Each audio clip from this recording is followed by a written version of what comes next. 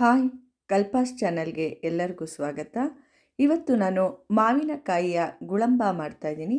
ಯಾವ ರೀತಿ ಮಾವಿನಕಾಯಿ ಗುಳಂಬ ಮಾಡ್ಕೊಳ್ಳೋದು ಅಂತ ನೋಡ್ಕೊಳ್ಳೋಣ ಬನ್ನಿ. ಅದಕ್ಕೂ ಮುಂಚೆ ನನ್ನ ಚಾನಲ್ಗೆ ಸಬ್ಸ್ಕ್ರೈಬ್ ಆಗದೇ ಇರೋರು ಸಬ್ಸ್ಕ್ರೈಬ್ ಆಗಿ, ಲೈಕ್ ಮಾಡಿ, ಶೇರ್ ಮಾಡಿ ಹಾಗೂ ಕಮೆಂಟ್ಸ್ ಮೂಲಕ ತಿಳಿಸಿ ಅಂತ ಹೇಳ್ತಾ ಯಾವ ರೀತಿ ಮಾವಿನಕಾಯಿಯ ಗುಳಂಬ ಮಾಡ್ಕೊಳ್ಳೋದು ಅಂತ ನೋಡ್ಕೊಳ್ಳೋಣ ಬನ್ನಿ. 2 ಮಾವಿನಕಾಯಿ ತೊಗೊಂಡಿದ್ದೀನಿ. ಮಾವಿನಕಾಯಿಯ ಗುಳಂಬಕ್ಕೋಸ್ಕರ ನಾನು ಎಲ್ಲ ಕ್ಲೀನಾಗಿ ಬಟ್ಟೆಯಲ್ಲಿ, ಒಣ ಬಟ್ಟೆಯಲ್ಲಿ ಇದನ್ನು ಒರೆಸ್ಕೋಬೇಕು. ಮಾವಿನಕಾಯಿನ ನೀರಿನ ಅಂಶ ಇರಬಾರ್ದು. ಕ್ಲೀನಾಗಿ ತೊಳ್ಕೊಂಬಿಟ್ಟು ನಾನು ಬಟ್ಟೆಯಲ್ಲಿ ಒರೆಸ್ಕೊಳ್ತಾ ಇದ್ದೀನಿ. ನೀರಿನ ಅಂಶ ಇಲ್ಲದ ಹಾಗೆ ಕ್ಲೀನಾಗಿ ಒರೆಸ್ಕೊಂಡ್ರಾಯ್ತು. ಇದನ್ನು ಇವಾಗ ನಾನು ಮೇಲ್ಗಡೆ ತುದಿ ಈ ರೀತಿ ತೆಗಿತಾ ಇದ್ದೀನಿ. ತೊಟ್ಟಿನ ಭಾಗನ ಈ ರೀತಿ ತೆಗಿಬೇಕು ಕಟ್ ಮಾಡಿಬಿಟ್ಟು. ಆಮೇಲೆ ಇದನ್ನು ನಾವು ಸಿಪ್ಪೆ ಎಲ್ಲ ತೆಗಿಬೇಕಾಗತ್ತೆ.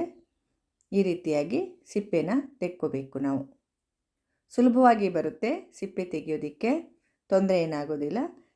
ಕ್ಲೀನಾಗೆಲ್ಲ ತೆಕ್ಕೊಂಡ್ರಾಯ್ತು. ಸಿಪ್ಪೆ ತೆಗೆದೇ ಮಾಡಿದ್ರೆ ತುಂಬಾ ಒಳ್ಳೆಯದು ಮಾವಿನಕಾಯಿಯ ಗುಳಂಬನ. ಸಿಹಿ ಮಾವಿನಕಾಯಿ ತೊಗೊಂಡಿದ್ದೀನಿ ನಾನು. ಗಿಣಿ ಮಾವಿನಕಾಯಿ ಬರುತ್ತಲ್ವ, ಅದು ತೊಗೊಂಡಿದ್ದೀನಿ. ಇದಾದರೆ ಚೆಂದ. ತುಂಬ ಹುಳಿ ಮಾವಿನಕಾಯಿ ಆದರೆ ಅಷ್ಟೊಂದು ಚೆನ್ನಾಗಿರೋದಿಲ್ಲ. ಈ ರೀತಿ ಗಿಣಿ ಮೂತಿ ಮಾವಿನಕಾಯಿ ತೊಗೊಂಡ್ರೆ ತುಂಬ ಚೆನ್ನಾಗಿರುತ್ತೆ. ಸಿಪ್ಪೆ ಎಲ್ಲ ಕ್ಲೀನಾಗಿ ತೆಗೆದಿದ್ದೀನಿ ನೋಡಿ. ಇದಕ್ಕೆ ತೋತಾಪುರಿ ಮಾವಿನಕಾಯಿ ಅಂತ ಕೂಡ ಕರೀತಾರೆ. ಈ ರೀತಿ ಕ್ಲೀನಾಗಿ ಸಿಪ್ಪೆ ಎಲ್ಲ ತೆಗೆದಾದ್ಮೇಲೆ ಇದನ್ನು ತುರ್ಕೊಳ್ತಾ ಇದ್ದೀನಿ ನಾನು. ನೋಡಿ, ತುರಿಯೋದಿರುತ್ತಲ್ವ, ಕೊಬ್ಬರಿ ತುರಿಯೋದೆಲ್ಲ, ಅದರ ಸಹಾಯದಿಂದ ತುರ್ಕೊಳ್ತಾ ಇದ್ದೀನಿ. ಒಂದೇ ಸೈಡ್ ಈ ರೀತಿ ತುರ್ಕೊಳ್ಳಿ. ಚೆನ್ನಾಗಿ ಇದು ಎಸಳು ಬರುತ್ತೆ, ಮಾವಿನಕಾಯಿ ಎಸಳು. ಹೀಗೆ ತುರ್ಕೊಂಡು ಮತ್ತೆ ಮುಂದಕ್ಕೆ ಹೋಗಬಾರ್ದು. ಒಂದೇ ಸೈಡು ಈ ರೀತಿ ತುರ್ಕೊಳ್ತಾ ಹೋಗಬೇಕು. ಮಾವಿನಕಾಯಿಯ ಹೆಸಳು ತುಂಬಾ ಚೆನ್ನಾಗಿ ಬರುತ್ತೆ, ನೋಡೋದಕ್ಕೆ ಚೆನ್ನಾಗಿರುತ್ತೆ.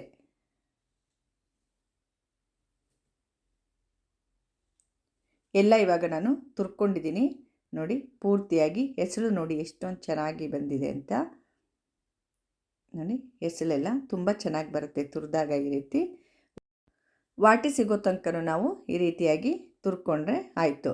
2 ವಾಟೆ ಬಂದಿದೆ ನೋಡಿ. 2 ತೆಕ್ಕೊಂಡಿದ್ದೀನಿ. ಇವಾಗ ಬಾಣಲೆ ಇಟ್ಕೊಂಡಿದ್ದೀನಿ ಗ್ಯಾಸ್ ಮೇಲೆ.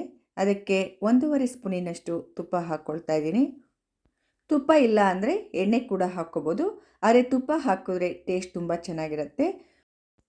ಮಾವಿನಕಾಯಿ ತುರಿದಿದ್ನಲ್ಲ, ಅದನ್ನು ಇವಾಗ ಹಾಕ್ಕೊಳ್ತಾ ಇದ್ದೀನಿ. 1/4 ಕಪ್ಪಿನಷ್ಟು ಮಾವಿನಕಾಯಿ ತುರಿ ಆಗಿದೆ. ಅದನ್ನು ತುಪ್ಪದಲ್ಲಿ ಹಾಕ್ಕೊಂಡು ಸ್ವಲ್ಪ ಹೊತ್ತು ಈ ರೀತಿ ಫ್ರೈ ಮಾಡ್ಕೋಬೇಕು ತುಪ್ಪದಲ್ಲಿ. ಒಂದು 2ರಿಂದ 3 ನಿಮಿಷ ಈ ರೀತಿ ಫ್ರೈ ಮಾಡ್ಕೋಬೇಕಾಗತ್ತೆ.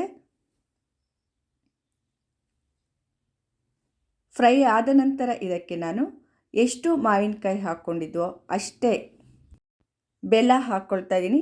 1/4 ಕಪ್ಪಿನಷ್ಟು ಬೆಲ್ಲನ ಹಾಕ್ಕೊಳ್ತಾ ಇದ್ದೀನಿ. ಕರೆಕ್ಟಾಗಿರುತ್ತೆ. 1/4 ಕಪ್ಪು ಮಾವಿನ ತುರಿಗೆ 1/4 ಕಪ್ ಬೆಲ್ಲ ಹಾಕಿದ್ರೆ ರುಚಿ ಕರೆಕ್ಟಾಗಿರುತ್ತೆ. ಇವಾಗ ಇದನ್ನು ಈ ರೀತಿ ಮಿಕ್ಸ್ ಮಾಡಬೇಕು. ಕ್ಲೀನಾಗಿ ಫ್ರೈ ಮಾಡ್ತಾ ಹೋಗಬೇಕು. ಈ ರೀತಿ ಎರಡನ್ನೂ ಸೇರಿಸ್ಬಿಟ್ಟು. ಇದು ಬೇಗ ಆಗುತ್ತೆ ನಮಗೆ. ಈ ಮಾವಿನಕಾಯಿ ಗುಳಂಬ ಮಾಡೋದು ತುಂಬ ಲೇಟ್ ಆಗೋದಿಲ್ಲ. ಇದು ಸ್ವಲ್ಪ ಜಸ್ಟ್ ಕರಗಿದ್ರೆ ಸಾಕು, ಹಾಗೆ ಬೇಗ ಆಗಿಬಿಡತ್ತೆ ಇದು. ಇವಾಗ ನೋಡಿ, ಬೆಲ್ಲ ಎಲ್ಲ ಪೂರ್ತಿಯಾಗಿ ಕರಗಿದೆ. ಸ್ವಲ್ಪ ಹೊತ್ತು ಈ ರೀತಿ ನಾವು ಮಿಕ್ಸ್ ಮಾಡ್ಕೊಳ್ತಾನೆ ಇರಬೇಕು. ಸ್ವಲ್ಪ ಗಟ್ಟಿ ಆಗ್ತಾ ಬರುತ್ತೆ, ಹಾಗೆಯೇ ಸ್ವಲ್ಪ ಗಟ್ಟಿ ಆಗುತ್ತೆ. ತುಂಬ ಬೇಗ ಆಗಿಬಿಡುತ್ತೆ ಈ ಮಾವಿನಕಾಯಿ ಗುಳಂಬ. ನಾನು ಕಲ್ಲರೇನು ಇಲ್ಲಿ ಯೂಸ್ ಮಾಡಿಲ್ಲ, ಬೆಲ್ಲದ ಕಲ್ಲರೇ ಈ ರೀತಿಯಾಗಿ ಬಂದಿದೆ. ಏನು ಜಾಸ್ತಿ ಸಾಮಾನು ಕೂಡ ಇದಕ್ಕೆ ಬೇಕಾಗಿಲ್ಲ. ಮಾವಿನಕಾಯಿ, ಬೆಲ್ಲ, ಏಲಕ್ಕಿ ಪುಡಿ ಹಾಗೂ ಸ್ವಲ್ಪ ತುಪ್ಪ ಆದರೆ ಸಾಕಾಗತ್ತೆ. ನೋಡಿ, ಇವಾಗ ಗಟ್ಟಿ ಆಯಿತು ನೋಡಿ, ಸ್ವಲ್ಪ ಗಟ್ಟಿ ಆಯಿತು. ಏಲಕ್ಕಿ ಪುಡಿ ಹಾಕ್ಕೊಳ್ತಾ ಇದ್ದೀನಿ. 1/2 ಸ್ಪೂನಿನಷ್ಟು ಏಲಕ್ಕಿ ಪುಡಿ ಹಾಕ್ಕೊಳ್ತಾ ಇದ್ದೀನಿ. ಇವಾಗ ಇದನ್ನು ನೋಡೋಣ, ಗಟ್ಟಿಯಾಗಿದೆ ಅಲ್ವಾ.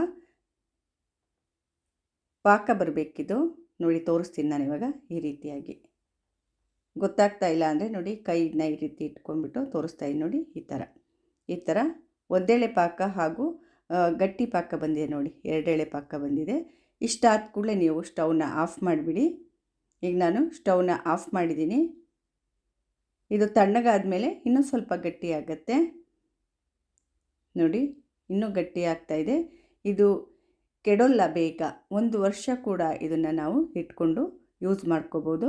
ಆದರೆ ಪಾಕ ಆ ರೀತಿ ಬರಬೇಕು. ನಾನು ತೋರಿಸಿದ್ನಲ್ಲ ಆ ರೀತಿಯಾಗಿ ಪಾಕ ಬರಬೇಕು. ತಣ್ಣಗಾದ ಮೇಲೆ ನೋಡಿ ಇನ್ನೂ ಒಂದು ಸ್ವಲ್ಪ ಗಟ್ಟಿಗಾಗಿದೆ. ಇಷ್ಟೇ, ಇನ್ನು ಗಟ್ಟಿಗಾಗಲ್ಲ. ಇಷ್ಟು ಜಾಮ್ ಥರ. ಇದು ಮಾವಿನಕಾಯಿ ಜಾಮ್ ಕೂಡ ನಾವು ಹೇಳ್ಬೋದು. ರೊಟ್ಟಿ, ಚಪಾತಿ, ಬ್ರೆಡ್ಗೆ ಸವರ್ಕೊಂಡು ತಿನ್ನೋದಕ್ಕೂ ಇದು ತುಂಬಾ ಚೆನ್ನಾಗಿರುತ್ತೆ. ಎಲ್ಲದಕ್ಕೂ ಹೊಂದಿಕೆ ಆಗುತ್ತೆ. ಮಕ್ಕಳಿಗಂತೂ ತುಂಬ ಇಷ್ಟ ಆಗುತ್ತೆ. ಗಾಜಿನ ಡಬ್ಬಿಗೆ ಇದನ್ನು ಹಾಕಿಟ್ಕೊಳ್ಳಿ. ಬಾಟಲ್ ಆ ಥರ ಈ ರೀತಿ ಡಬ್ಬಿಗಳಿರುತ್ತಲ್ವ, ಇದಕ್ಕೆ ಹಾಕ್ಕೊಂಡ್ರೆ ತುಂಬ ಒಳ್ಳೆಯದು. 2 ಮಾವಿನಕಾಯಿಲಿ ನಾನು ಮಾಡಿರೋದು. ಅದೇ ನೋಡಿ ಇಷ್ಟು ಆಗಿದೆ ಇವಾಗ. ತುಂಬ ಟೇಸ್ಟಿಯಾಗಿರುತ್ತೆ. ಎಂಥವರಿಗೂ ಕೂಡ ಇದು ತುಂಬಾ ಇಷ್ಟ ಆಗುತ್ತೆ. ಸ್ವಲ್ಪ ಹುಳಿ ಹುಳಿ ಸಿಹಿ ತುಂಬ ಟೇಸ್ಟಿಯಾಗಿರುತ್ತೆ. ಹಾಗೂ ಸಾಮಾನು ಕೂಡ ಜಾಸ್ತಿ ಬೇಡ ಇದಕ್ಕೆ. ನೋಡಿ ಈ ರೀತಿ ಮುಚ್ಚಳ ಹಾಕ್ಕೊಂಬಿಟ್ಟು ನೀವು ಫ್ರಿಡ್ಜಲ್ಲಿ ಇಟ್ಕೊಂಡ್ರೆ ಎಷ್ಟು ದಿನ ಆದರೂ ಇದು ಕೆಡೋದಿಲ್ಲ. ಹೊರಗೆ ಕೂಡ ಸುಮಾರು ದಿನ ಇರುತ್ತೆ. ಇದು ಒಂದು 10 ಮಾವಿನಕಾಯಿದು ಮಾಡ್ಕೊಂಬಿಟ್ರೆ ನೀವು ತುಂಬ ದಿನ ಬರುತ್ತೆ.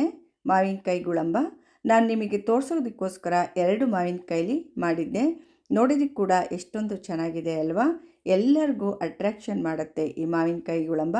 ಹಾಗೂ ಬಾಯಿಯಲ್ಲಿ ನೀರನ್ನು ತರಿಸುತ್ತೆ. ಅಷ್ಟೊಂದು ಚೆನ್ನಾಗಿರುತ್ತೆ. ಎಲ್ಲರೂ ಖಂಡಿತವಾಗಿ ಟ್ರೈ ಮಾಡಿ, ಖಂಡಿತ ಮಾಡ್ಕೊಳ್ತೀರಾ ಅಂದ್ಕೊಂಡಿನಿ. ಮಾವಿನಕಾಯಿ ಸೀಸನ್ ಅಲ್ವ ಇವಾಗ, ತಗೊಂಡು ಖಂಡಿತ ನಾನು ಮಾವಿನಕಾಯ್ದು ಎಲ್ಲ ರೆಸಿಪೀಸ್ ಹಾಕ್ತಾಯಿದ್ದೀನಿ, ನೋಡಿಕೊಂಡು ಮಾಡ್ಕೊಳ್ಳಿ. ಎಲ್ಲರಿಗೂ ಈ ಮಾವಿನಕಾಯಿ ಗುಳಂಬದ ರೆಸಿಪಿ ತುಂಬ ಇಷ್ಟ ಆಗಿದೆ ಅಂದ್ಕೊಂಡಿದ್ದೀನಿ. ದಯವಿಟ್ಟು ನನ್ನ ಚಾನಲ್ಗೆ ಸಬ್ಸ್ಕ್ರೈಬ್ ಆಗೋದನ್ನು ಖಂಡಿತವಾಗಿ ಯಾರೂ ಮರೆಯಬೇಡಿ. ಲೈಕ್ ಮಾಡಿ, ಶೇರ್ ಮಾಡಿ ಹಾಗೂ ಕಮೆಂಟ್ಸ್ ಮೂಲಕ ತಿಳಿಸಿ ಅಂತ ಹೇಳ್ತಾ ಎಲ್ಲರಿಗೂ ನನ್ನ ಧನ್ಯವಾದಗಳು. ಮುಂದಿನ ರೆಸಿಪಿಯೊಂದಿಗೆ ಮತ್ತೆ ಬರ್ತೇನೆ. ನಮಸ್ಕಾರ.